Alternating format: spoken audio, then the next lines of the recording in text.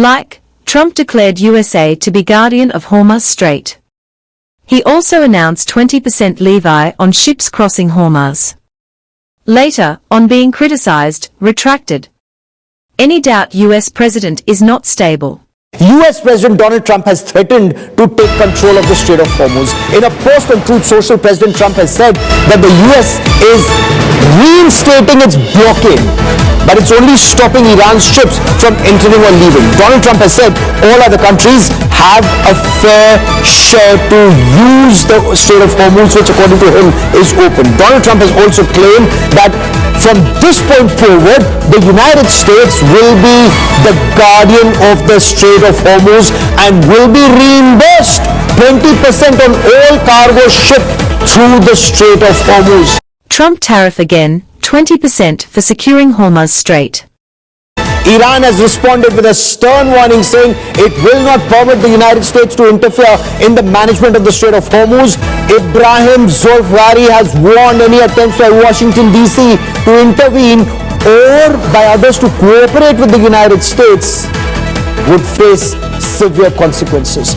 Now, in the wake of a dramatic escalation in West Asia, oil prices surged 2% to a 4-week high as United States and Iran continued exchanging strikes over shipping through the Strait of Hormuz. And Brent crude pushed even higher, trading at US $83.85 per barrel. You are watching Sanglikar's Weekly. Trump reverses plan to impose 20% fee on Hormuz cargo after appeals from Gulf countries. US President Donald Trump has reversed his plan to impose a 20% safe passage fee on ships passing through the Strait of Hormuz after intervention from some Gulf countries. Trump had announced the 20% levy while declaring the US the guardians of the Hormuz Strait. Two questions. I was wondering if you could explain your changing thinking on the Strait of Hormuz, applying a 20% fee. How did you get to the decision you just announced? Yeah, so when I put that out yesterday, because we've been doing that for many, many years, it was never fair to me that we would be guarding the strait when we basically don't take anything, we don't need the oil at all. And it wasn't important for us, but it was important for allies. I was called by different people, different countries, kings and emirs and all of the people that we all know and we all love, and they've been very strong partners. And they said, we'd love to do it a different way. We'd love to invest in the United States with billions and billions of dollars. And we would like to invest tremendously in the United States as opposed to charging a fee. And I like that actually, because I don't think anybody should be able to charge a fee for the strait or for any other strait relationship in terms of other sections of the world. I don't think anybody should be really in that position.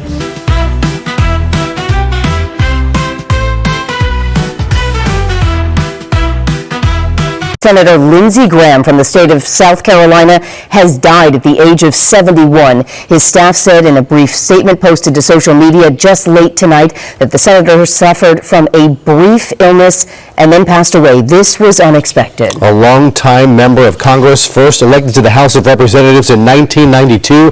He has served as South Carolina senator since 2003, elected to the Senate in 2002, for nearly full terms in the Senate, but 71-year-old Lindsey Graham, who was once a very strong critic of then-candidate Donald Trump, has become one of his staunchest allies in the Senate of President Trump and has backed him both terms that President Trump has served in the Oval Office. Senators unveil sweeping Russia sanctions bill, urge passage in honor of late Senator Lindsey Graham. U.S. senators have unveiled the sweeping bipartisan Russia sanctions bill, which they have urged Congress to quickly pass to honor of one its main sponsors, the late Senator Lindsey Graham. In the effort to end the Russia-Ukraine war, just days after President Trump met with Ukraine President Volodymyr Zelensky at the NATO summit, a bipartisan group of senators says the Trump administration is on board with legislation to impose more sanctions on Russia. It's an effort to pressure Vladimir Putin to negotiate an end to this war, which started in 2022. We are all doing good today. Lindsey would be proud of each of us and of all of our colleagues who are joining today. This sweeping sanctions bill has been long in the works. It took painstaking, sometimes painful negotiations and discussions, but it meets a pivotal moment. Ukraine is at a crossroads. It is turning the tide on the battlefield. It is reaching deep within Russia in destroying its manufacturing and refining capacity. It's inflicting casualties of more than 30,000 a month, and it is taking back territory. The wind is in its sails, and now is the time for this sweeping sanctions bill. It's been referred to as a tariffs bill, but actually it imposes full blocking sanctions on wide swaths of the Russian economy, including its energy industry, financial industry, defense industrial base, oligarchs, business people, and Vladimir Putin himself. It imposes tariffs that are targeted, narrowly limited to the 5 major purchasers, up to 100%, with waiver authority that is narrowly tailored and constricted.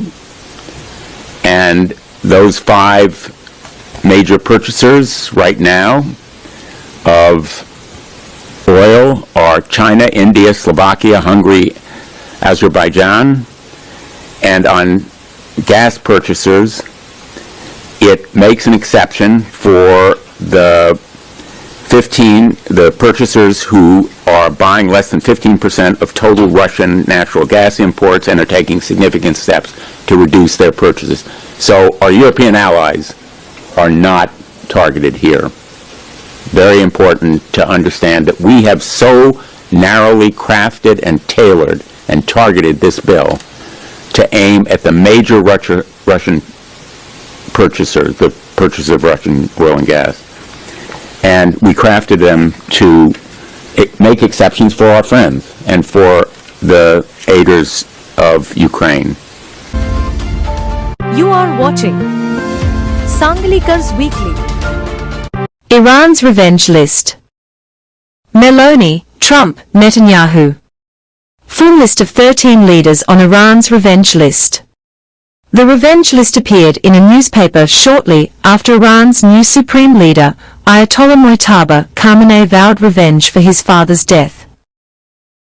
Vengeance is the will of our nation, and must inevitably be carried out, Mojtaba Khamenei said in his first public message since his father's funeral. These criminals, whose names appear on a list, will take to their graves the wish of a peaceful death in their beds. The infographic features photographs of 13 political and military leaders from the US, Israel and Europe. Full list of the 13 leaders on Iran's revenge list.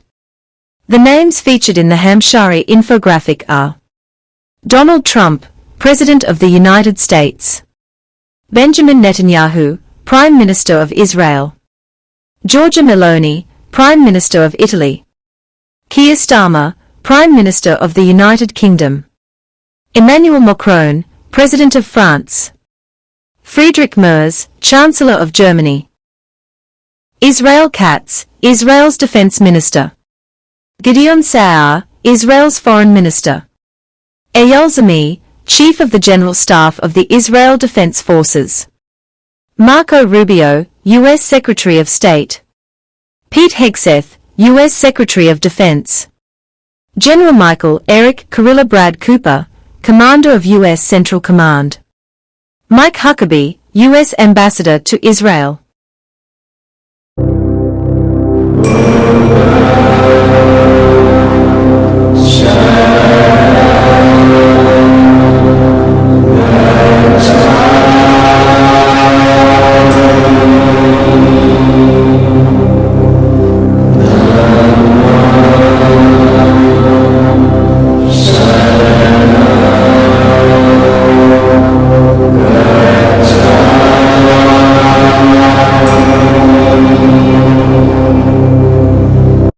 Like, U.S. attacking bridges, ports and civil areas in Iran is not just insane but inhuman, isn't it? And world meekly watches this.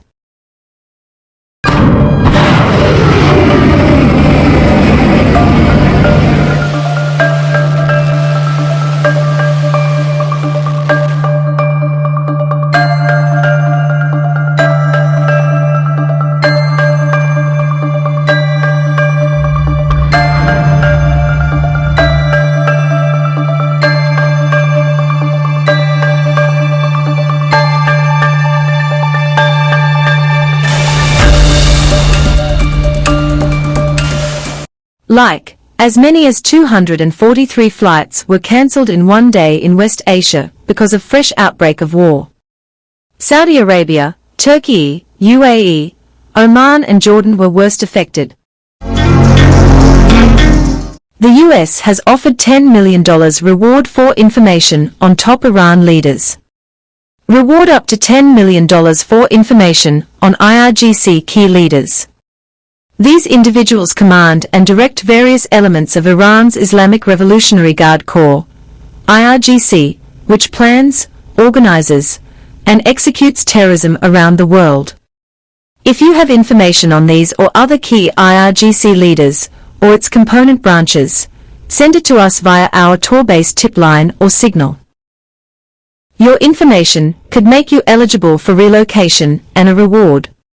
U.S. Department of State Diplomatic Security Service. Rewards for justice. US meanwhile seems to have announced a $10 million reward for any information on Iran's new Supreme Leader Mojtaba Khamenei. Now, what is being said according to reports, the US State Department announcing a bounty of $10 million for intel leading to Iran's new Supreme Leader, Mojtaba Khamenei, alongside several other high-ranking Iranian officials.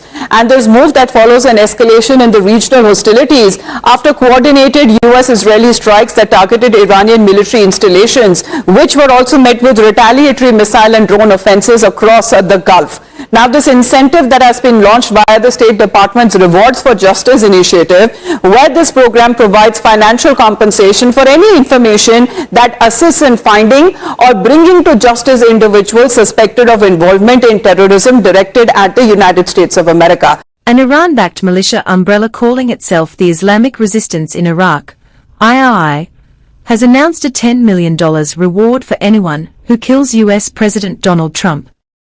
In a statement dated July 16, the group said it was offering the reward to whoever kills the criminal Trump, or whoever eliminates him personally, directs others to do so, or facilitates it as an individual, group, organization, or institution.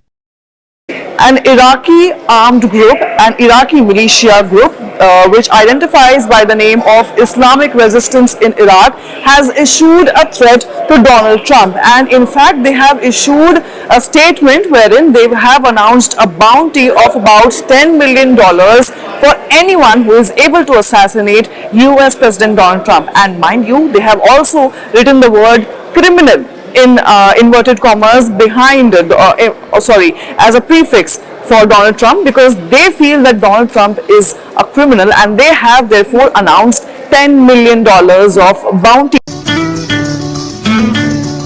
The Safeguard American Voter Eligibility Act, the SAFE Act, is a federal legislative push that would require states to obtain documentary proof of U.S. citizenship, such as a passport or birth certificate, in person to register to vote in federal elections.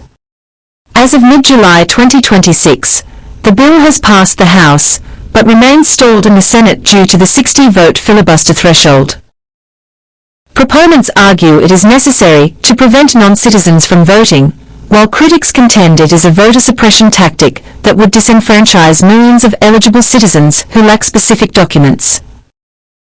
Here over the U.S. Capitol tonight, President Trump and the White House now in a full court press urging lawmakers to pass the Save America Act. That bill would pretty much overhaul the federal elections by requiring voter ID at the polls, including a photo, plus proof of citizenship when you register to vote. The president tonight carving out a few minutes lobbying for the bill during tonight's speech. Most importantly, addressing this crisis of election security demands that Congress must pass the Save America Act. Now, after weeks of debate on the Senate floor, it doesn't have the support right now to clear a 60-vote threshold.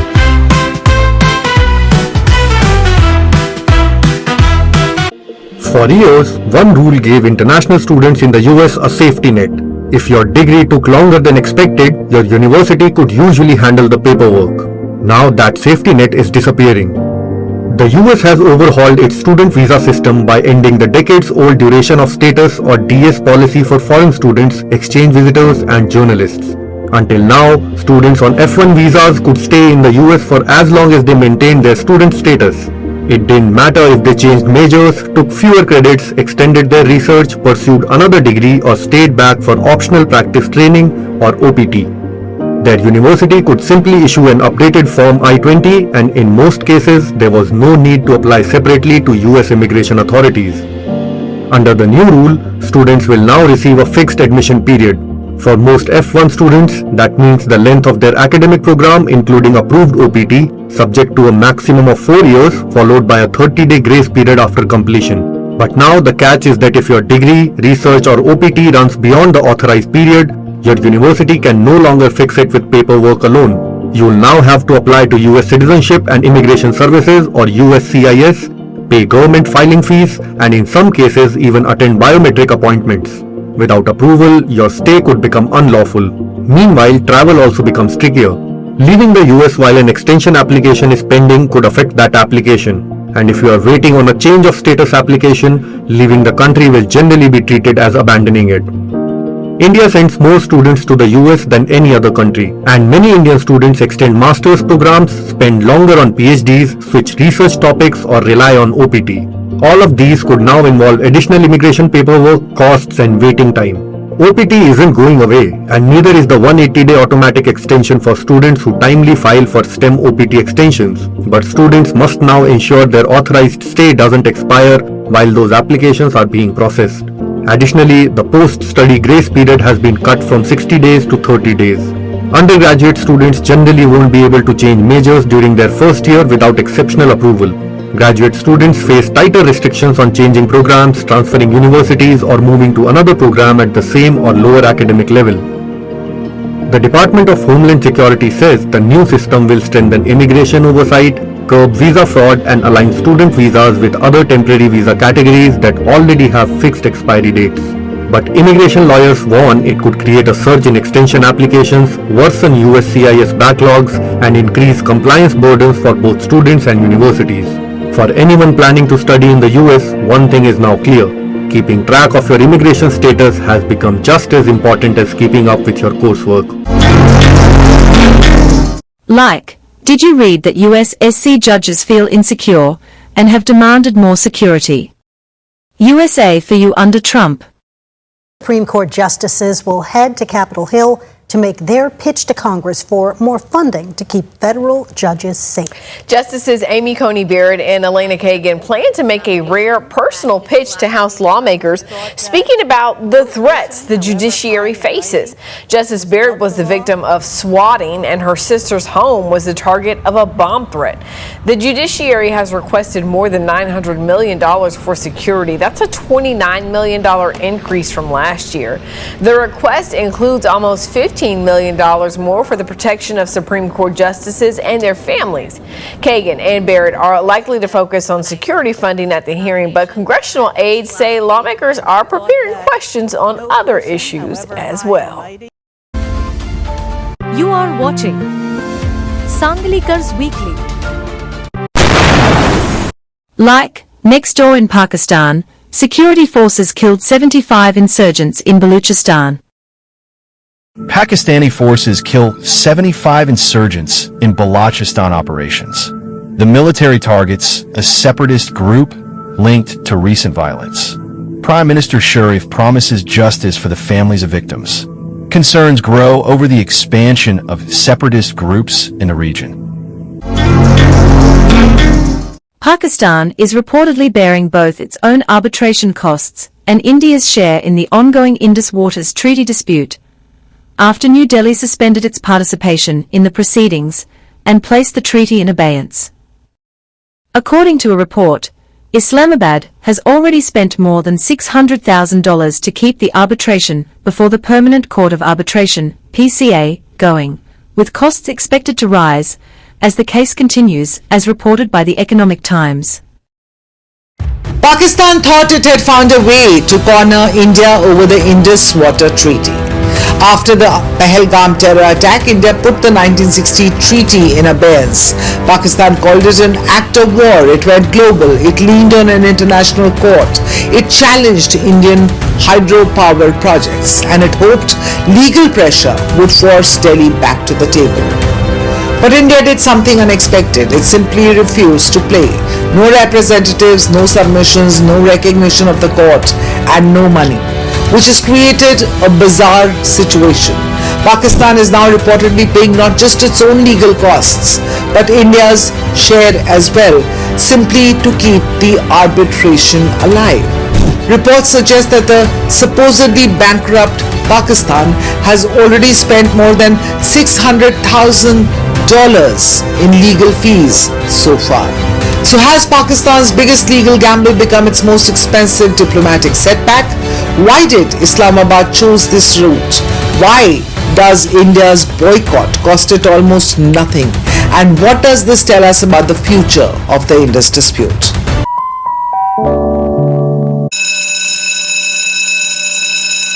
Sheikh Hasina wants to return to Bangladesh despite death sentence. For all these 3 counts, we have decided to inflict her with only one sentence, that is sentence of death.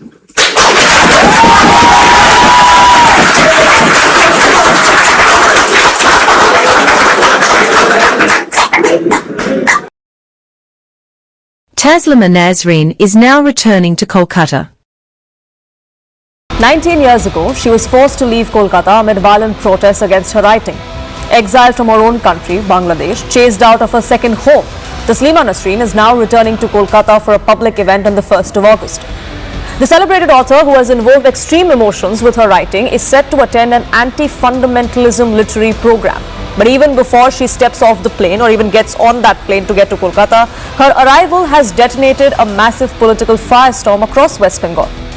Her critics argue that her writings had hurt Muslim sentiments and hence she must not be welcomed into Kolkata, into West Bengal. Taslima Nasreen has repeatedly maintained that she has never targeted any particular religion. She was born a Muslim but is an atheist. She insists that her opposition was to the politicization of religion. She believes that all religions were fundamentally oppressive of women. But that clearly doesn't cut any ice with her critics. It didn't cut any ice with her critics back then when she was driven out of Bengal, a state that she hoped would have been her refuge after she left Bangladesh. So what's changed now? And why are circumstances such that she can return to Kolkata? And even before she does, why has her return riled up so many people? Well, it's a story of dramatic political transformation. When Taslima Nasreen was driven out, the left front ruled Bengal. Under the subsequent Trinamool Congress rule, her attempts to return were consistently blocked due to what critics called minority vote bank politics. In fact, the event that she is attending this year, those organizers have tried to get her to Kolkata, to West Bengal even in the past. They claim that security arrangements were not adequately prepared. The state wasn't open to ensuring her safety, which is why she's never been able to return. But that has changed now with the BJP in power. The political landscape is completely altered in West Bengal today. The BJP recently came to power. The new government is actively welcoming her. They're rolling out the red carpet for her. They're framing her return as a triumphant victory for free speech. They claim it's a direct rejection of past appeasement. But for critics of Taslima Nasreen, this is a move that's been made by the BJP and the West Bengal government solely to stir communal polarization. So is Taslima Nasreen's return a genuine milestone for intellectual freedom and free speech? Is it a healing moment for a writer who has spent her lifetime running from fatwas and threats and violence? And most importantly, why are the loudest noises of criticism tonight coming from those quarters that have more often than not gone for the BJP for muzzling dissent?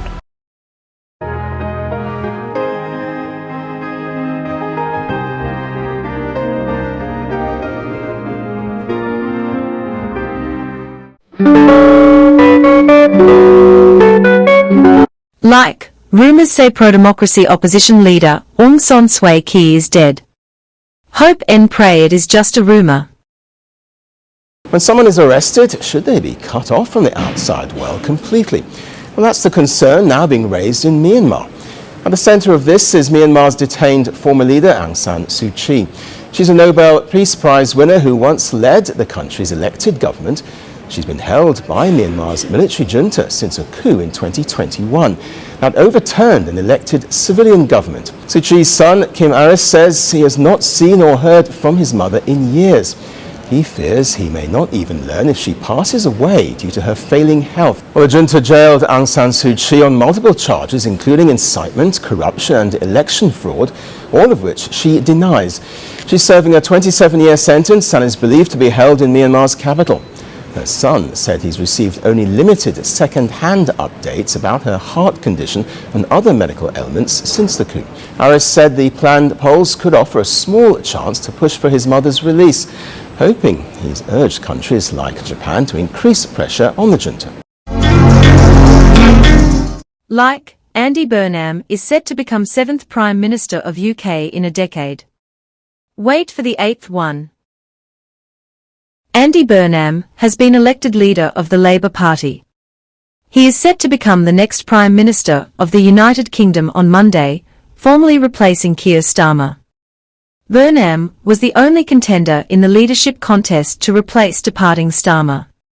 He secured nominations from 379 of the 403 Labour lawmakers in the House of Commons, surpassing the threshold to proceed to the next stage. This is a proud moment you have given me and my family today, and an emotional one. But it is one for which I am ready. I am ready. Ready to lead and to build on the foundation laid by one person more than any other. Under Keir Starmer's leadership, we went from our worst defeat to one of the best victories in our history. Keir put Labour back in a position to change people's lives, and that is what we have been doing these last 2 years. Andy Burnham has just been crowned Labour leader and made his first speech in the role. Here are 5 things that you need to know about what he said. Firstly, he promised to be a pro-business leader. Make no mistake, everybody, I will be a pro-business leader of the Labour Party, as I was a pro-business mayor of Greater Manchester. Secondly, he hammed up his devolution agenda, which lies at the heart of his plans for government. He vowed he'd be a leader for all parts of the UK and not just his beloved Manchester and the North. Thirdly, he sought to see off critics who've been worried about the rushed nature of his preparations for government by saying, I am ready. Fourth, in what appeared to be a bit of a dig at Keir Starmer, he made clear he wouldn't bend with the wind. He said he'd been an elected representative for 25 years, he knew what he believed and he wouldn't change. And finally, he promised to overhaul the Labour Party. Firstly, by ending the factional infighting that has beset the party for 2 years. We won't beat Britain's new right if we are consumed by infighting. And secondly, by offering a distinctively Labour programme to the public that ends the policy of chasing the Greens, Reforms and the Tories that Starmer has all too often been accused of doing. King Charles, in May 2024, officially handed over the title of Colonel-in-Chief of the Army Air Corps to his son, Prince William, at a joint ceremony held at the Army Flying Museum in southern England. King Charles won't hand throne to Prince William, as monarchy shake-up could spark crisis, said experts. The greatest deception men suffer is from their own opinions. King Charles just did something no one expected. In an emotional moment that left the nation stunned, King Charles publicly acknowledged what everyone feared. His time on the throne may be ending sooner than planned. Sources close to the palace revealed Charles has been quietly preparing William to take over. During a recent private gathering, Charles reportedly broke down while telling William, "The crown will be yours sooner than we hoped." Kate Middleton was seen wiping away tears. Prince William, visibly shaken, simply nodded. This wasn't just a royal handover. This was a father saying goodbye to his legacy. Royal experts say the official transition could happen within months, not years. William is already being briefed on duties usually reserved for the reigning monarch. The question everyone's asking, is Britain ready for King William? Farage, leader of the populist right-wing party of Britain, resigns. Nigel Farage, leader of the populist right-wing party Reform UK, has come under increasing pressure after a series of revelations about undisclosed gifts and donations.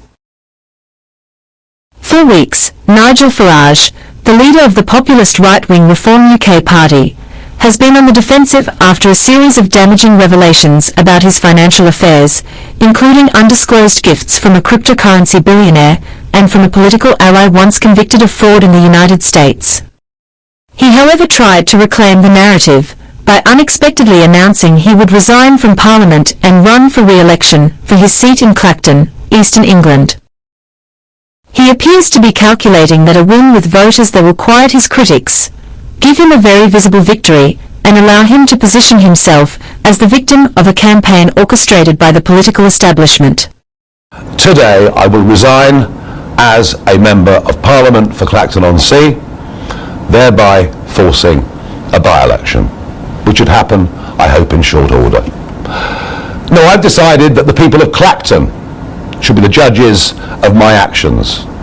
This will be a people versus the establishment by-election. It's a chance to stick two fingers up to the entire establishment, to frankly tell them where to go. And that is why I will be putting my name forward to stand in this by-election. I will fight to win. I will fight to continue the political revolution that Reform has started.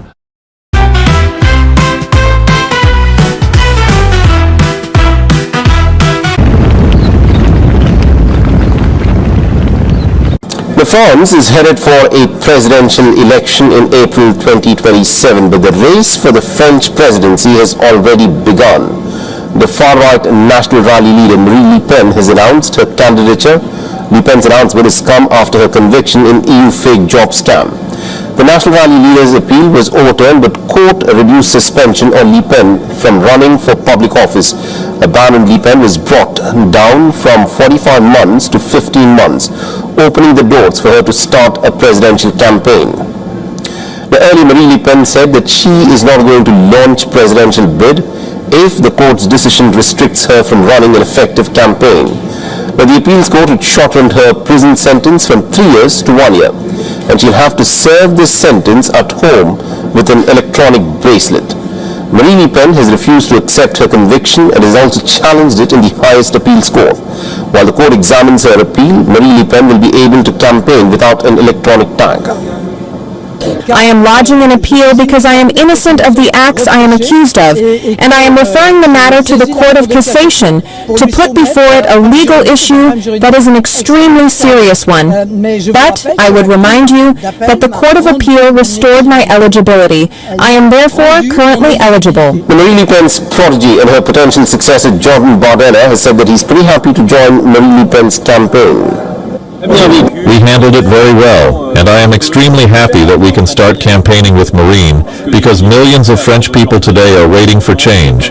They are waiting for a jolt after 10 years of Emmanuel Macron, which have done considerable damage to our country.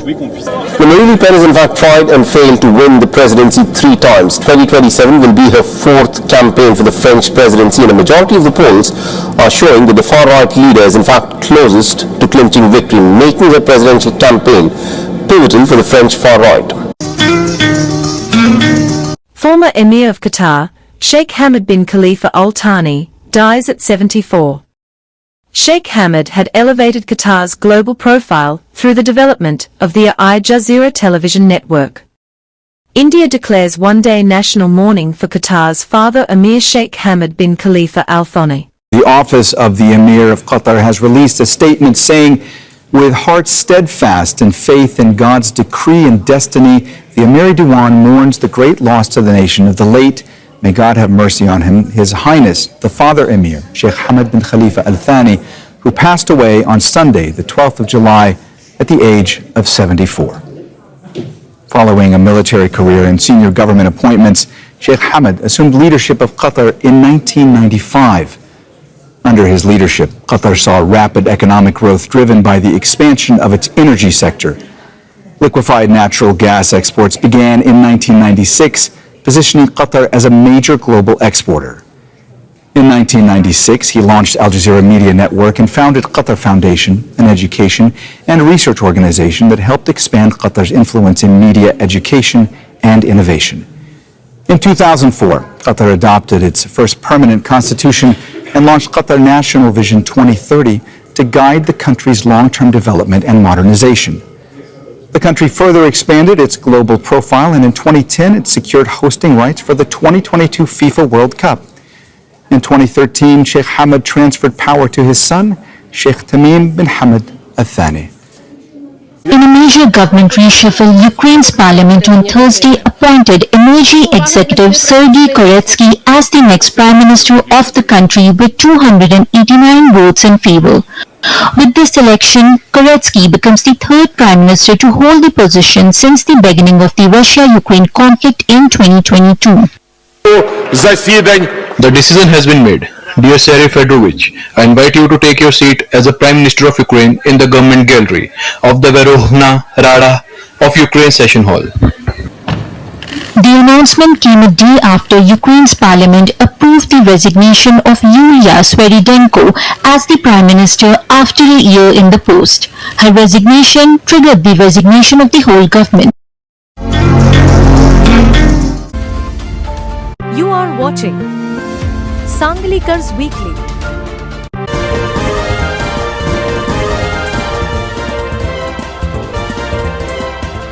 Like the best news of the week was of a thumping victory by Indian women's cricket team in first ever women's test match at Lord's. Great going. News from the world of cricket. The Indian cricket team, the women's team, has scripted history by beating England to win the first ever women's test match at Lord's by a commanding margin of 270 runs, forever writing themselves into cricketing folklore with a dominating performance against the hosts. England were chasing an improbable 457 to win the test, but were only able to muster up 186 before being dismissed on the fourth day of the test. For India, this was a historic win for more than one reason. They had never lost a women's test match in England prior to this game, and that streak carried on with this particular win. On hand to witness this huge win was former India batter Sachin Tendulkar, who also gave his team a pep talk prior to the start of the day's play.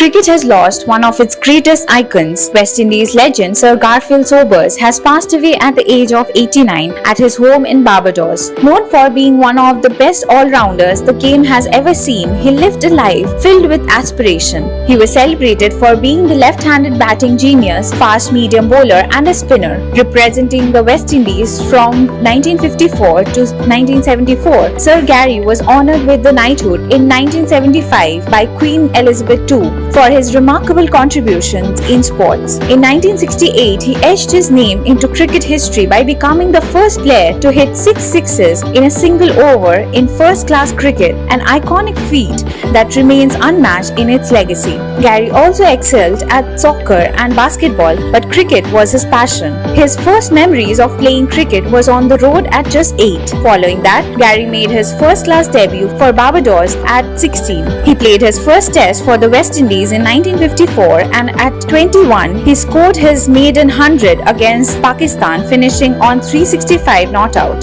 Sir Gary also shared a special bond with India, touring the country several times during his playing career, including the memorable 1966-67 Test series as West Indies captain. A true legend of the game, Sir Gary Sobers leaves behind a legacy that will inspire generations of cricketers to come. Like Jen Nixina and Linda Noskova were worthy winners at Wimbledon. The Wimbledon crowd witnessed history as Jannik Sinner reached 100 Grand Slam wins and defended his title on the same day. The Italian star has once again conquered Wimbledon, defeating Alexander Zverev to win the 2026 men's singles title. And here's the milestone. This victory marked Sinner's 100th Grand Slam match win, a feat achieved by only a handful of tennis greats at such a young age. Meanwhile, in the women's final, Czech star Linda Noskova captured her first Grand Slam title, becoming the youngest Wimbledon women's champion since 2011. But Wimbledon is different. Founded in 1877, it is the oldest tennis tournament in the world and the only Grand Slam played on grass. That matters because grass courts produce the fastest tennis, rewarding speed, precision, and quick reactions. Every year, the Grand Slam season follows the same order: Australian Open, French Open, Wimbledon, and US Open. Like, Argentina played well to eliminate England in semi-final. And France lost to Spain. As usual, English and French fans indulged in violence on defeat. Messi and Argentina punished timid England to storm into another World Cup final. England looked destined for the final after Anthony Gordon's opener, but Argentina once again found a way. Enzo Fernandez's stunning equalizer and Lautaro Martinez's late winner, inspired by Lionel Messi, sealed a dramatic comeback and sent the defending champions into back-to-back FIFA World Cup finals. Messi. Guardiola's got back at him. Will he be able to stay with him? No. Messi gets through, and Argentina have three. Made by the master. His star is shining bright.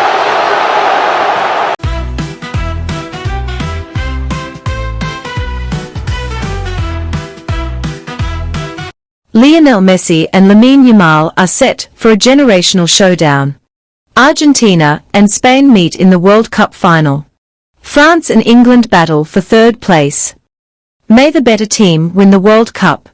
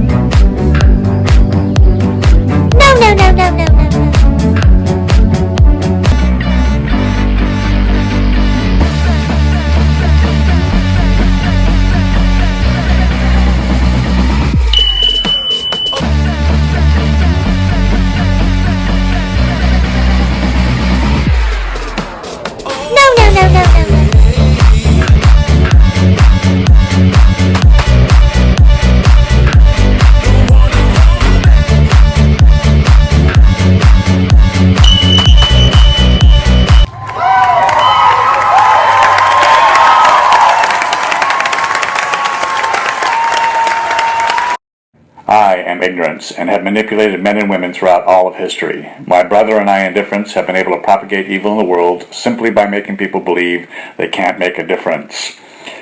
Can you? Lazy Bay, the 18th of July, 2026.